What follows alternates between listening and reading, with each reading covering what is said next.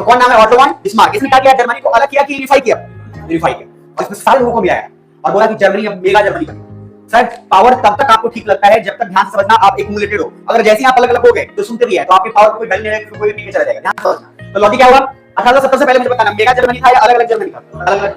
नाम याद रखना कौन सा? Auto von Bismarck. ये 1870 के बाद लगभग पूरा का पूरा जर्मनी को मिलाया और बोला क्या? मैंने क्या नया नया खून था। अब मुझे बताओ, जब स्पेन, पुर्तगाल, फ्रांस सारे लोग इंडस्ट्रियल रिवॉल्यूशन में इन्वॉल्व थे और ये लोग पूरा का पूरा कभी देश कभी राज सब कब्जा कर रहे थे, तो क्या जर्मनी नया नया पैदा हुआ है? इसको इच्छा नहीं करेगा कि हम भी अपना जीडीपी बढ़ाएं, हमारा भी किस पे कितना कब्जा हो, हमारा भी तो नाम है ना।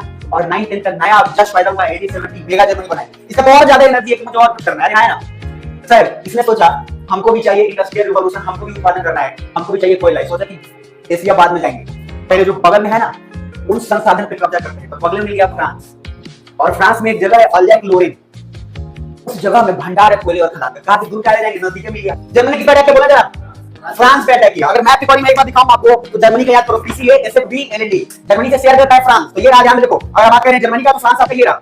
सर जर्मनी ने बगल में अपना क्या दांव पेच खेल दिया? मेरा समझ आ रही है। और जर्मनी ने कौन सी जगह को कब्जा किया? फ्रांस का अल्जैक लोरेन। अल्जैक लोरेन रिसोर्स एरिया है। जैसे फ्रांस को मारा, जर्मनी को ये बात पता था कि यूरोप का कोई कंट्री बिना बदलिए चुप नहीं बैठा है, तो फ्रांस भी चुप नहीं बैठा। जर्मनी बोला ऑस्ट्रिया को और हंगरी को कि भाई दोनों अलायंस कर लेते हैं। क्या कर लेते हैं? अलायंस। और अलायंस बनाया आपको powerful country will propose the alliance. और जर्मनी भी फ्रांस को मारा है और ऑस्ट्रिया को कहीं नहीं प्रपोज कर सकता है वो अलायंस, तो करेगा नहीं करेगा? यस। तो सर जर्मनी किसको ले लिया अपने साथ में? Austria plus Hungary. ये दो कंट्री हो गए जर्मनी और ऑस्ट्रिया हंगरी साथ में। पहले बुझाया साथ में। अब आप मुझे बताओ, जब कोई संगठन बनेगा, अलायंस बनेगा और कोई कंट्री अकेले रहेगा तो नहीं तो सोचेगा कि हमको तीन पूरा पीठ के भूत बना देगा, तो हम भी किसी ना किसी के साथ क्या करें? अलायंस।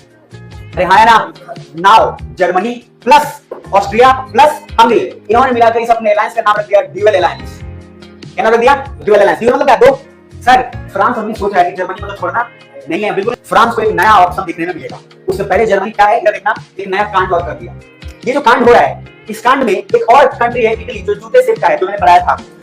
क्या सुन पा रहे हो? मैं मैप एक बार और दिखा दूंगा। इटली ने बोला क्या? इसको चाहिए लीबिया। क्या चाहिए इसको? और लीबिया भी map.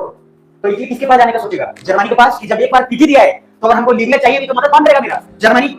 Now this dual alliance Italy has been added and become triple alliance.